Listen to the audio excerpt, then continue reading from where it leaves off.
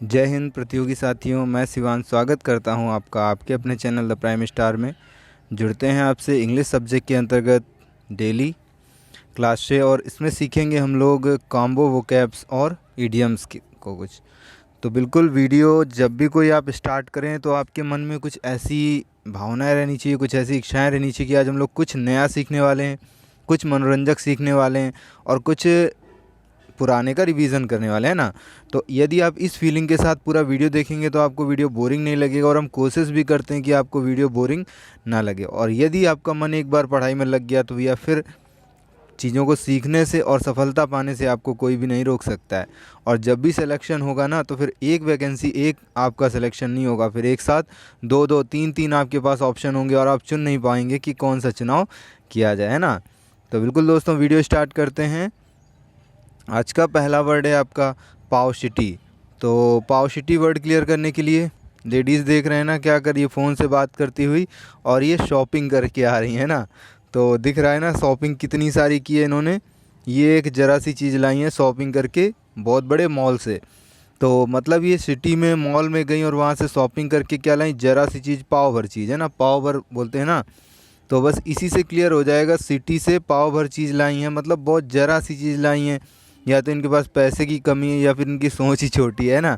तो अल्पता है, कमी है, विरलता है, पॉसिटी। तो पॉसिटी मतलब यही वर्ड होता है आपका। क्लियर हुआ ना। अब इसका अपोजिट क्लियर करते हैं। तो जब कमी थी तो इसका अपोजिट क्या हो जाएगा आपका, अधिकता।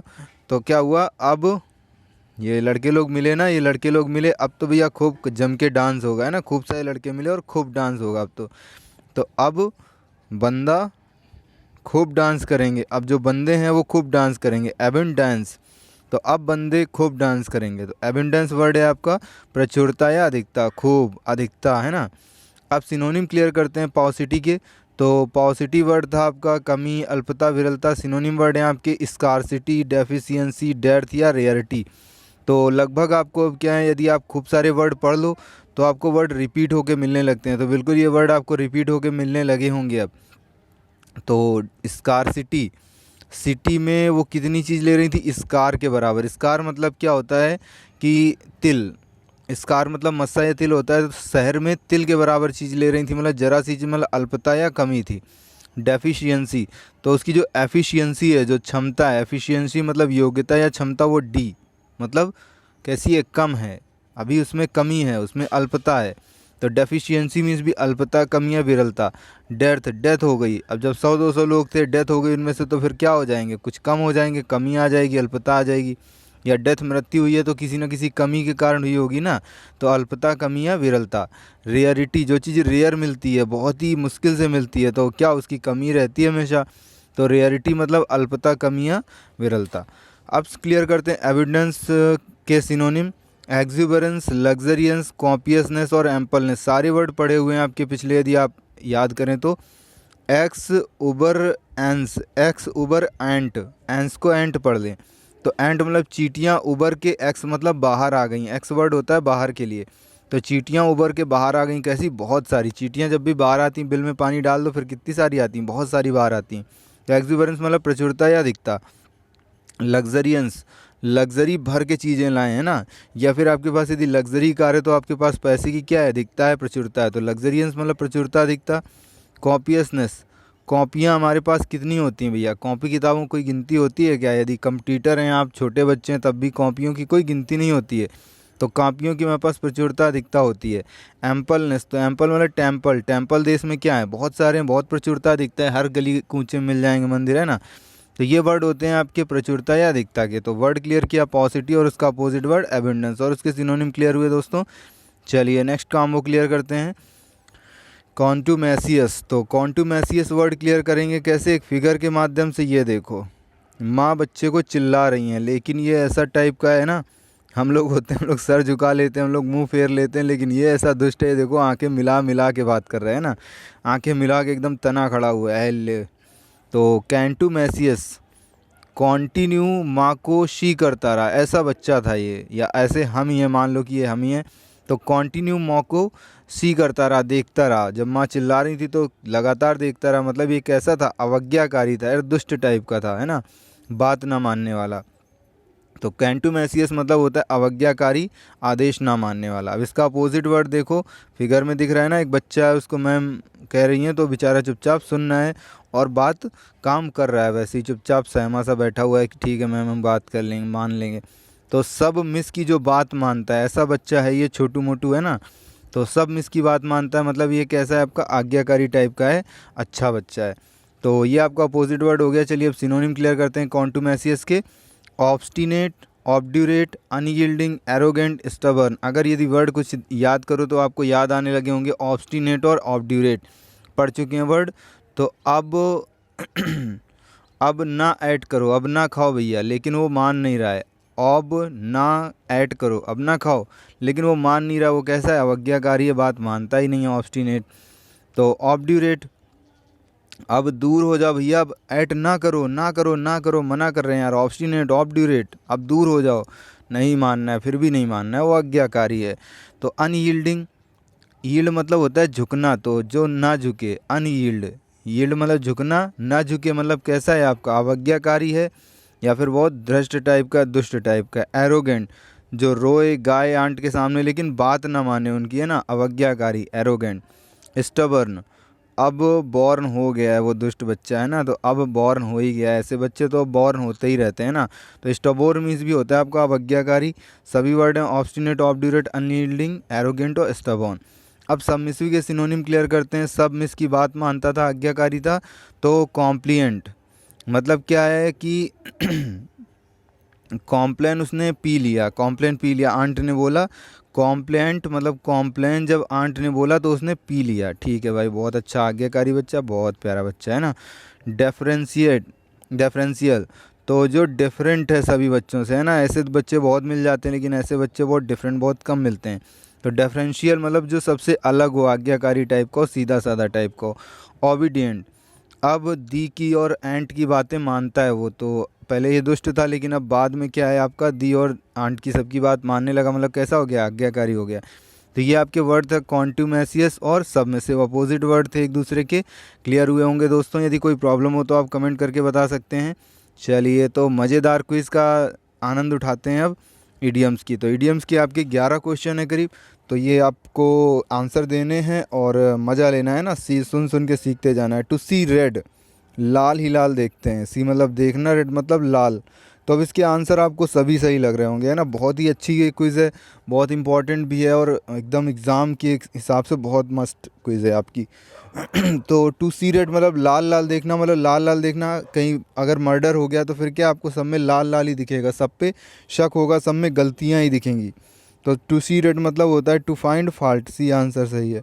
To push somebody to the wall, दीवार की तरफ धक्का देना, मतलब एक बार दो दोस्तों में लड़ाई होगी, क्या लेंगे, जो एक दूसरे को दीवार पे धक्का दे देगा वो हार जाएगा, मतलब जो दीवार में छू गया वो हार जाएगा, जिसने धक्का दे दिया वो जीत गया।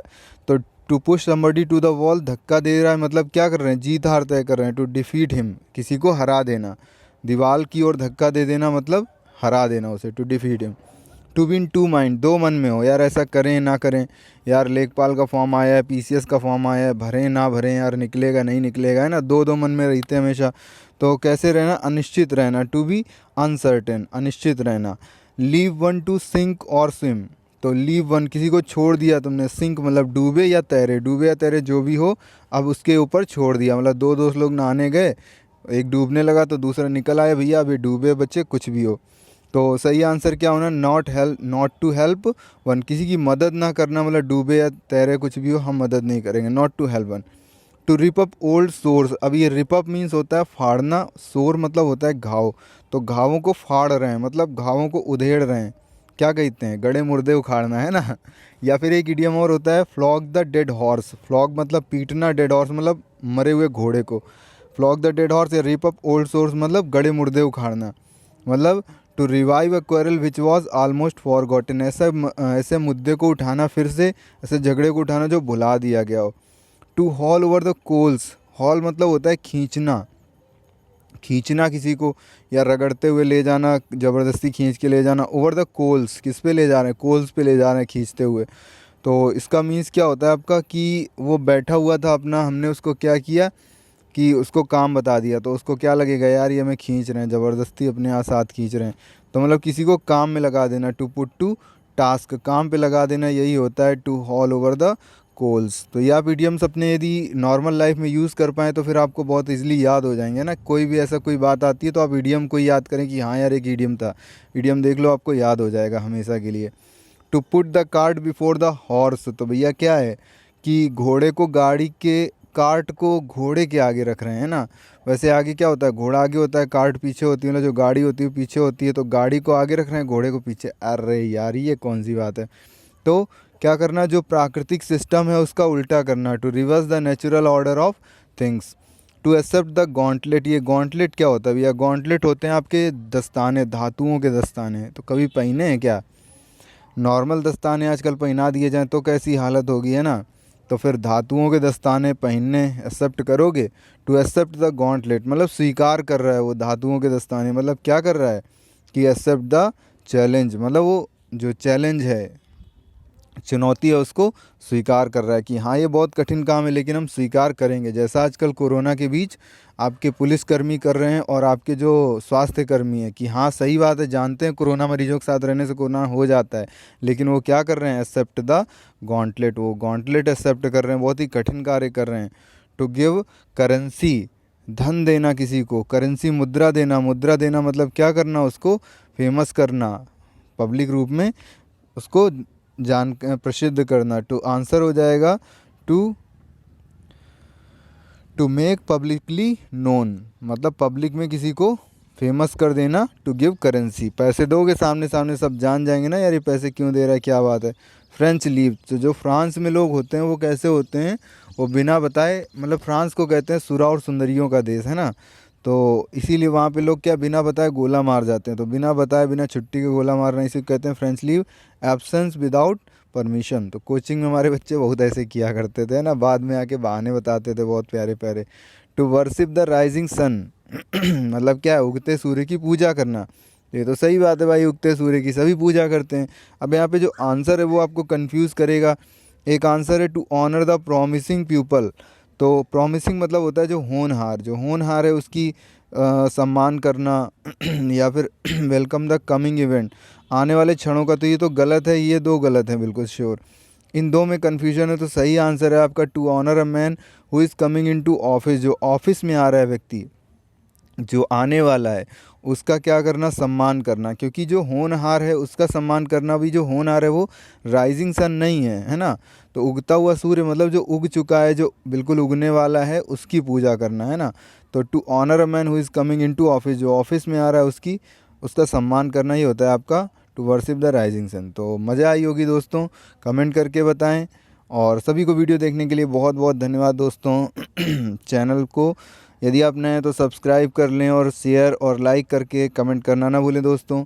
जय हिंद साथियों।